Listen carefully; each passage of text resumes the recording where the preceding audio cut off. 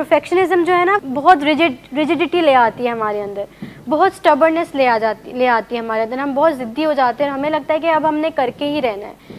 और जो फैमिलीज़ होती हैं जिनमें एडिक्शन पाई जाती है, या जिन फैमिलीज़ में एडिक्शन होती है, या जिनकी फैमिलीज़ में कोई ना कोई एक लव्ड वन होता है जो एक एडिक्शन की बीमारी का शिकार होता है, उन फैमिलीज़ में परफेक्शनिज्म बहुत कॉमन होती है।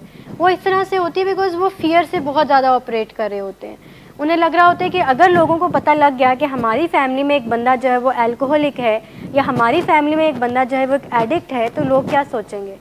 इस चीज़ को मास्क आउट करने के लिए वो फिर बहुत ज़्यादा चीज़ें परफेक्ट करना शुरू हो जाते हैं। अब उनका घर भी बहुत परफेक्ट है, बाकी सिबलिंग्स भी बहुत परफेक्ट हैं, सब चीज़ें बहुत स्मूथ जा रही होती हैं। तो इससे जो एक एडिक्ट होता है उससे क्या सिग्नल जा रहा होता है, मतलब उनको माइंड में ये चल रहा होता है कि एवरीथिंग इज़ सो स्मूथ, तो why should I quit alcohol, या why should I quit drugs.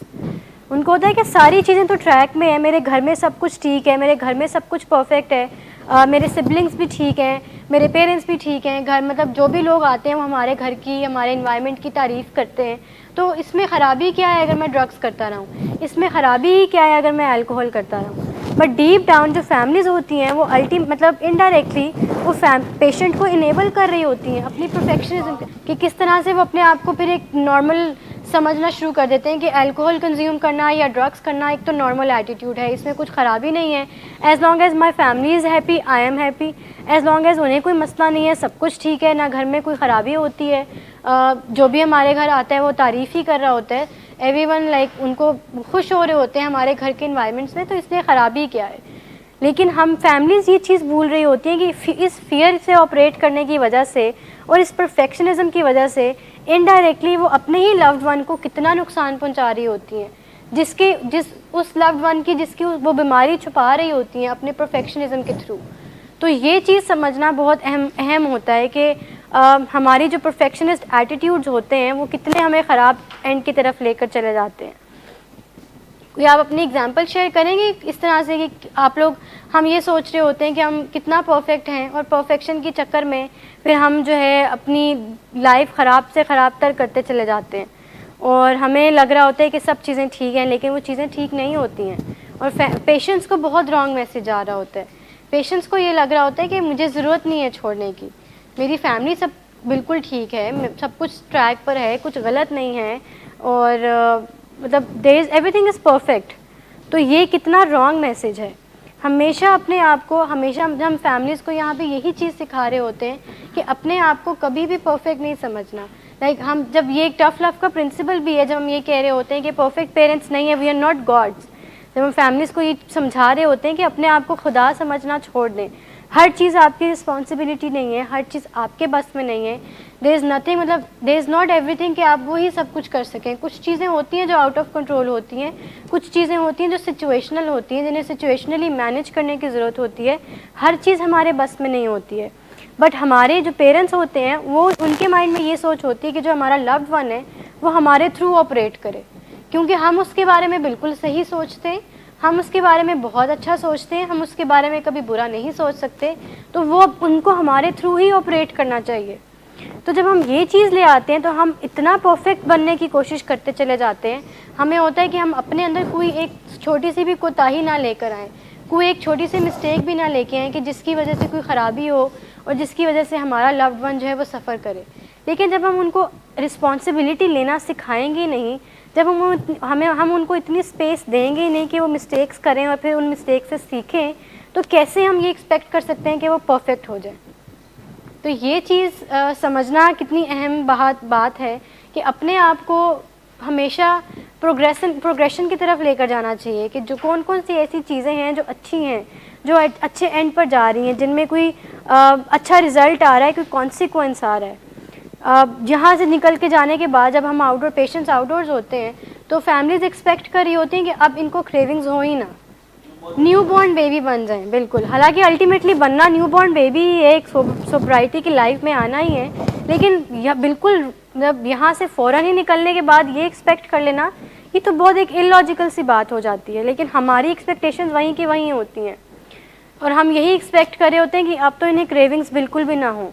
अब तो इन्होंने 3 महीने इलाज कराया है, 3 महीने हमने भी इनके साथ रोज़ाना आए गए हैं, अपनी एनर्जी, अपना टाइम, अपनी मनी सब कुछ मतलब इन्वेस्ट किया है और पेशेंट ने भी किया है, जिसकी वजह से इनको अब जो है कुछ भी क्रेविंग्स नहीं होनी चाहिए, क्योंकि बहुत टाइम लग गया है और इतना लंबा अरसा है, कोई 3 महीने कोई छोटी बात तो नहीं होती। तो अब तो बिल्कुल परफेक्ट पिक्चर देनी चाहिए कि अच्छा अब तो ये तो ठीक हो गया कि बिल्कुल स्मूथ है, कंप्लाइंस भी दे रहा है, पेशेंट बात भी मान रहा है, बिहेवियर्स भी अच्छे हो गए हैं, अब लेट्स डू समथिंग एल्स, इनसे कुछ और करवा लेते हैं। At least enjoy that phase. Parents के लिए स्पेसिफिकली ये बात है कि एटलीस्ट वो तो फेज़ इन्जॉय करें जहाँ पे वो आपको कंप्लाइंस प्रॉपरली शो कर रहे हैं, जहाँ पे वो आपके साथ अच्छे से बिहेव करें, यहाँ पे वो आपसे अच्छे से बात करें, जहाँ पहले वो बिल्कुल भी बात अच्छे से नहीं करते थे, बहुत रूड हो जाते थे, अब कितनी चेंज आ गई है। इस फेज़ को पहले एटलीस्ट एन्जॉय करें एंड देन मूव फॉरवर्ड, फिर अगली चीज़ को लेकर आएँ। अनटिल अनलेस मतलब आप पहले देख लें, अपने माइंड जो है वो फुली क्लियर कर लें कि चीज़ें अब ठीक हो गई हैं, अब पेशेंट के अंदर इतनी कैपेबिलिटी या इतनी कैपेसिटी आ गई है कि वो और चीज़ों को अपने अंदर इनहेल कर सकते हैं, तो फिर जाके चीज़ों को उनको बताएं कि अब ये भी कर दें। लेकिन यही एक्सपेक्ट करना कि अब ये भी सीख ले, अब ये भी सीख ले, अब ये भी सीख ले, अब ये भी सीख ले एक ही टाइम पर, ये पॉसिबल नहीं होता। हालांकि सीखना सब कुछ है और टाइम लगेगा इस चीज़ के लिए, टाइम देना है ख़ुद को भी, पेशेंट को भी, और आहिस्ता आहिस्ता चीज़ों को लेकर चलना है, रश नहीं करना। दौड़ना नहीं है, कोई मतलब रेस नहीं है ये जिसमें जीतना ही जीतना है। गलतियाँ बहुत होती हैं, आप बहुत दफ़ा गिरते भी हैं, फिर आप उठते भी हैं, लेकिन ये एक्सपेक्ट कर लेना कि एक दफ़ा भी मैं नीचे ना गिरूं और कुछ भी गलत ना हो और सब कुछ ट्रैक पे रहे, ये पेशेंट्स के लिए भी ये बात है कि ये समझ लेना कि मैं बिल्कुल भी, मेरी जो रेस है वो बिल्कुल परफेक्ट रहे और मैं अब गिरना मेरे लिए मुनासिब नहीं है, मैं गिर नहीं सकता, ये पॉसिबल नहीं है। रियलिस्टिक अप्रोच के थ्रू सोचना चाहिए, रियलिस्टिक एक्सपेक्टेशंस लगानी चाहिए। परफेक्शनिज्म को ख़त्म करने का तरीका ही ये है कि अपने मतलब वो एक्सपेक्टेशंस लगाएं, वो उम्मीदें लगाएं जो बहुत रियल हों, जो किसी फैक्ट के ऊपर, जो रियलिटी के ऊपर बेस कर रही हो, ना कि वो ऐसी चीज़ें जो कि बिल्कुल अनरियलिस्टिक सी हों, जिनकी कोई लॉजिक ना बन रही हो, जिनमें कोई फैक्ट ना हो। अगर हम इस तरह की एक्सपेक्टेशंस लगा लेते हैं तो ऑब्वियसली हमारी एक्सपेक्टेशंस हर्ट ही होंगी, हर दफ़ा नुकसान हमें ही पहुंचेगा, उम्मीदें जो है वो हमारी ही टूटेंगी, इमोशंस जो है वो हमारे ही हर्ट होंगे। तो वाई नॉट कि हम ऐसी एक्सपेक्टेशंस लगाएं, वाई नॉट कि हम ऐसी उम्मीदें लगाएं जो कि रियलिटी की बेस के ऊपर हों, जो कि रियलिटी प्रिंसिपल्स की बेस के ऊपर हों और जिनमें कोई सच्चाई हो, कोई रियलिटी हो, कोई फैक्ट हो, कोई लॉजिक हो। इंस्टेड ऑफ कि हम ये एक्सपेक्ट कर लें कि अब राइट आफ्टर आउटडोर्स ही should be perfect, shoulds and must बहुत पेरेंट्स यूज़ कर रहे होते हैं कि अब तो इसको ऐसा, हमारी बात माननी ही चाहिए, अब तो इसको मतलब हर चीज़ फॉलो करनी ही चाहिए। मतलब अगर वो फॉलो करेंगे तो दैट्स वेल एंड गुड, अगर वो नहीं फॉलो कर रहे तो you can not force them, you can only deal them with love, प्यार से, अच्छे तरीके से, रिस्पेक्ट एंड रिगार्ड के थ्रू ही आप डील कर सकते हैं। और जब हम किसी को प्यार से या रिस्पेक्ट एंड रिगार्ड से डील कर रहे होते हैं ना, तो अगला बंदा खुद ही हमारी बात फ़ौरन से पहले मानना शुरू कर देते हैं। अगला बंदा खुद ही सोचना शुरू कर देता है कि मेरे यहीं, इसमें मेरी ही कोई बेहतरी है, इसमें मेरी ही कोई भलाई है जो मुझे मान लेनी चाहिए। तो ये चीज़ जो है बहुत मैटर कर रही होती है।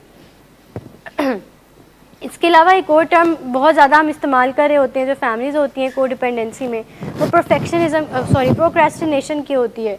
एक काम जो आपने करना है वो आप कर नहीं रहे क्योंकि आपको है कि मैं कल कर लूँगा, कल कर लूँगा। जैसे हम यूनिवर्सिटी लाइफ में असाइनमेंट्स डिले कर रहे होते हैं, अपनी कोई रीडिंग मटीरियल होता है उसको डिले कर रहे होते हैं, हमने ये कर रहे थे कि चलो नेक्स्ट कर लूँगा, जब तक हमारी डेडलाइन हमारे सर पे नहीं आ जाती है तब तक हम कहते हैं कि नहीं अब कर लूँगा, अब कर लूँगा, अब कर लूँगा। तो कोडिपेंडेंसी में प्रोक्रेस्टिनेशन भी बहुत कॉमन होती है। वो कैसे? इलाज में बहुत प्रोक्रेस्टिनेट करते हैं, इलाज में बहुत ज़्यादा देरी करते हैं, इलाज की तरफ आते ही नहीं हैं, ये बस दुआएं मांग रहे होते हैं और ये कोशिश कर रहे होते हैं कि ये खुद ही से छोड़ दे।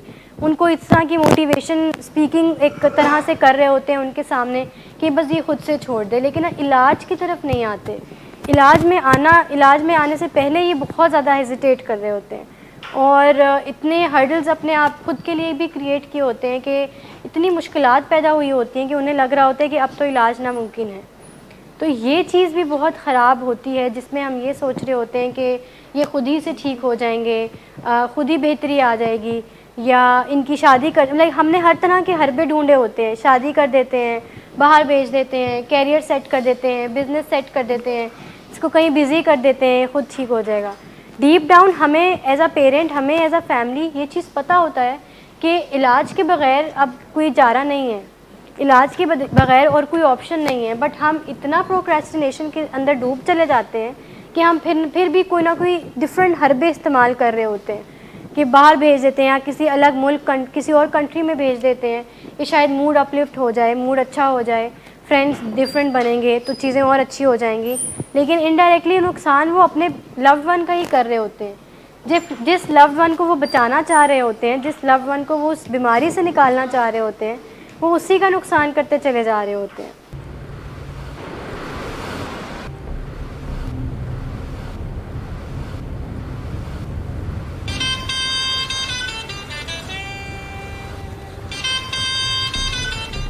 अच्छा, तो अभी तक तुम्हारा इस चीप लड़की के साथ चक्कर चल रहा है? तुम कौन होती हो मुझे पूछने वाली? ओके, और तुम इन घटिया लड़कियों के साथ गुलछर्रे उड़ाते फिरो तो मैं चुप बैठूं?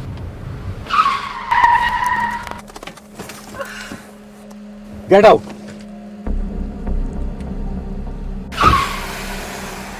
शराब नोशी की वजह किरदार की खराबी नहीं, मूड की खराबी है। शराब नोशी कभी भी नशे की बीमारी में बदल सकती है। नशे की बीमारी हर स्टेज पर काबिले इलाज है। मदद हासिल कीजिए, क्योंकि वो ऐसा नहीं करेगा। विलिंग वेज से मदद हासिल कीजिए, कहीं से भी मदद हासिल कीजिए, लेकिन फौरी मदद हासिल कीजिए। जिस मुआवजे के इंतजार में आपने बहुत देर कर दी, अब वो दस्तक दे रहा है। मदद हासिल कीजिए, मदद हासिल कीजिए, मदद हासिल कीजिए।